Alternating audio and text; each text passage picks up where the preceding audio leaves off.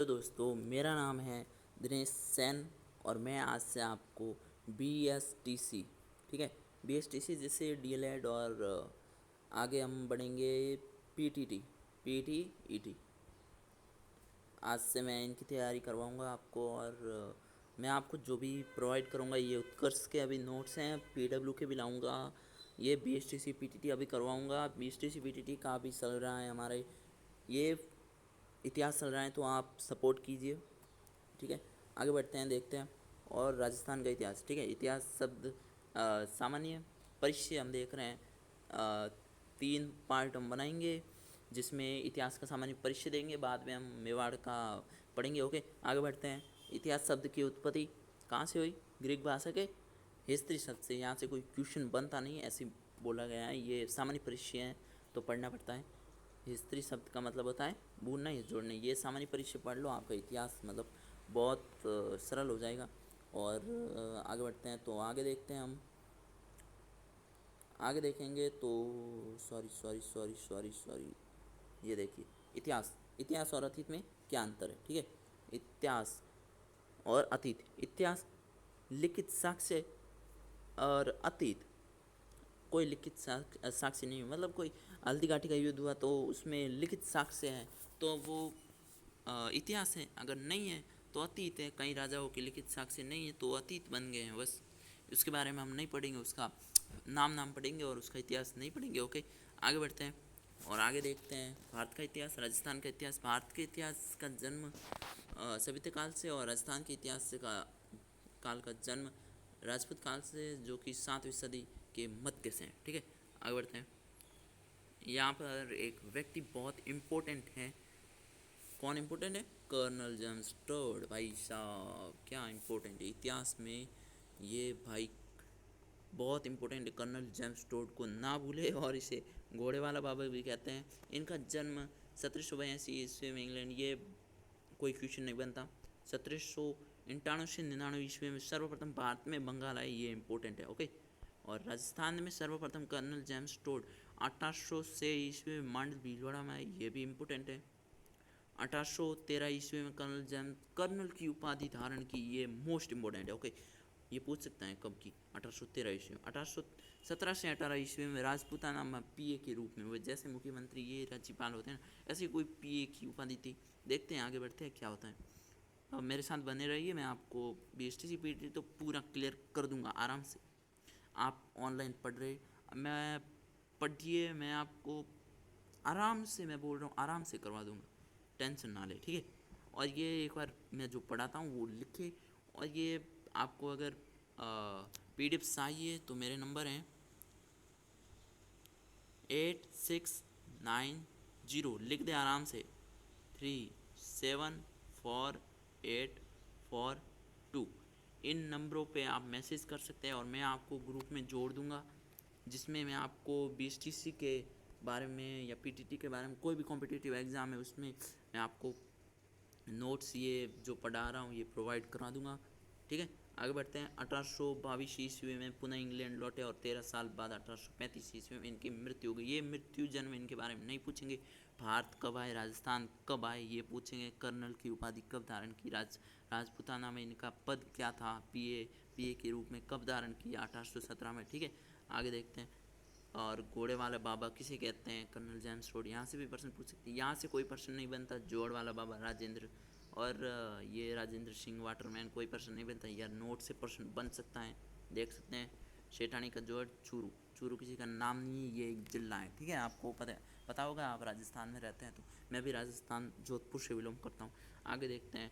और रेल वाला बाबा किशन लाल सोनी, कोई इम्पोर्टेंट नहीं है। शक्कर वाले बाबा नरहर पीर, ये नॉर्मल इंपॉर्टेंट है, इतने भी इंपॉर्टेंट नहीं है बट नॉर्मल है, ठीक है। आगे बढ़ते हैं, आगे बढ़ते हैं और देखते हैं। राजपूताना, सर्वप्रथम इस शब्द का प्रयोग 1800 ईस्वी में जॉर्ज थॉमस ने किया, ठीक है। किसने? जॉर्ज थॉमस ने, देख सकते हैं।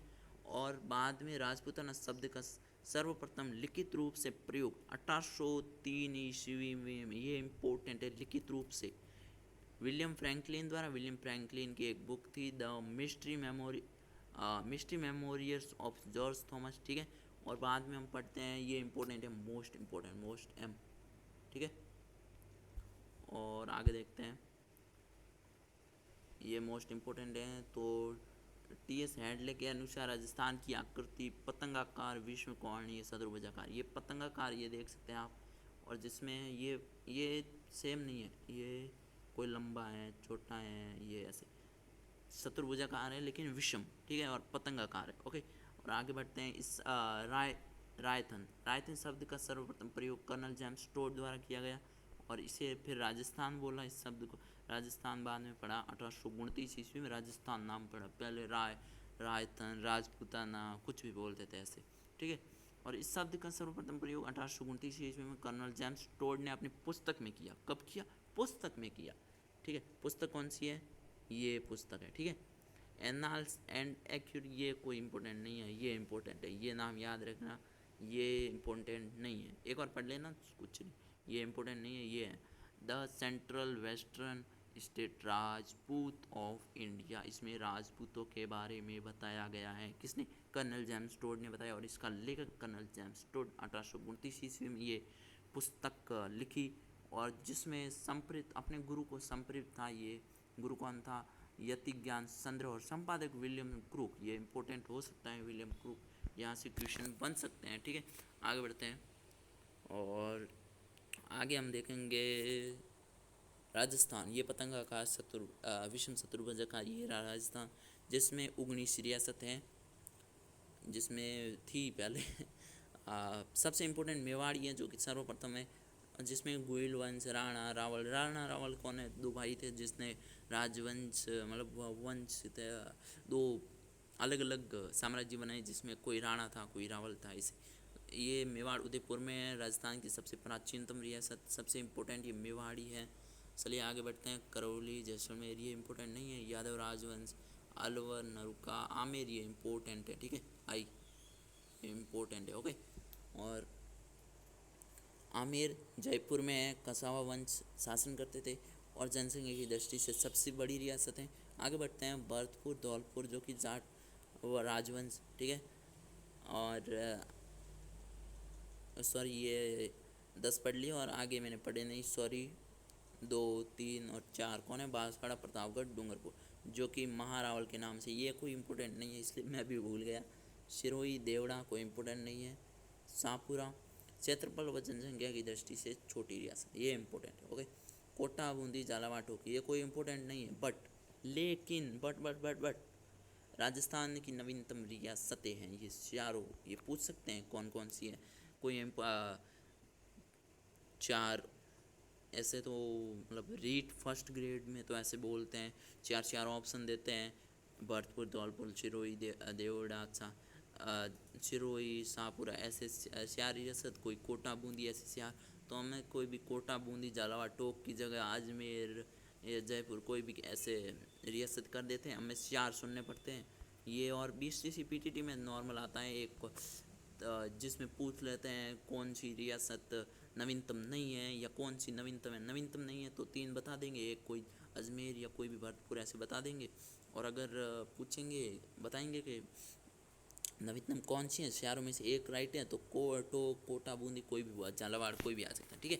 आगे बढ़ते हैं। और 17वीं रियासत जोधपुर, जो कि ये इंपॉर्टेंट है, मेवाड़ के बाद इंपॉर्टेंट जोधपुर है, और मैं भी राजस्थान जोधपुर से बिलोंग करता हूँ। तो आगे बढ़ते हैं। क्षेत्रफल की दृष्टि से बड़ी रियासत है, ठीक है, इसके बारे में भी आगे बढ़ेंगे, पढ़ेंगे और बढ़ेंगे भी। और बीकानेर, किशनगढ़, ये इतने इम्पोर्टेंट नहीं है, लेकिन पर एक ही राव और राठौड़ वंश ने शासन किया था। चलिए आज का हमारी क्लास ख़त्म होती है, और ये सारे उत्कर्ष से हैं, ये देख सकते हैं आप, उत्कर्ष बैनर भी लगा हुआ है, उत्कर्ष के नोट्स हैं। मुझे नहीं पता, कुछ होगा, कुछ गड़बड़ तो नहीं होगी, लेकिन मैं इनके नोट्स से ही पढ़ाऊँगा आपको। देखते हैं, आपके भाई को सपोर्ट कीजिए। Thank you so much. आगे देखते हैं अगले पार्ट में, और ये राजस्थान का सामान्य परिचय है जिसमें मैं 3 पार्ट करवाऊँगा, और बाद में हम मेवाड़ पढ़ेंगे। मेवाड़ में गोइल, राणा, रावल, ये पढ़ेंगे। उदयपुर और राजस्थान की प्राचीनतम रियासत बाद में ये जोधपुर इम्पोर्टेंट है, ये भी पढ़ेंगे। गोइल, ये सारे पढ़ेंगे, okay. Thank you so much, watch for my video, like share करें ज़रूर, ठीक है। जो भी STC PTT की तैयारी कर रहे हैं उनको शेयर करें, क्योंकि वो मतलब सही से जो नहीं पढ़ रहे हैं, गरीब बच्चे हैं, उनसे उनको ज़रूर आए ये नोट्स, एक बार पढ़ लीजिए बस एक बार, और एग्ज़ाम आए उससे 10 दिन पहले रिवीजन स्टार्ट कर दीजिए। ये 20 दिन का कोर्स होगा, जिसमें बाद में 10 दिन कर देना, ये महीने में आपकी VSTC PTT क्लियर हो जाएगी, ठीक है। Thank you so much watch for my video. Like share and subscribe जरूर करें अपने भाई के चैनल को, और सपोर्ट ज़रूर करें। Thank you so much. और कैसा लगा वीडियो कमेंट में बताएं, ठीक है। Thank you, bye.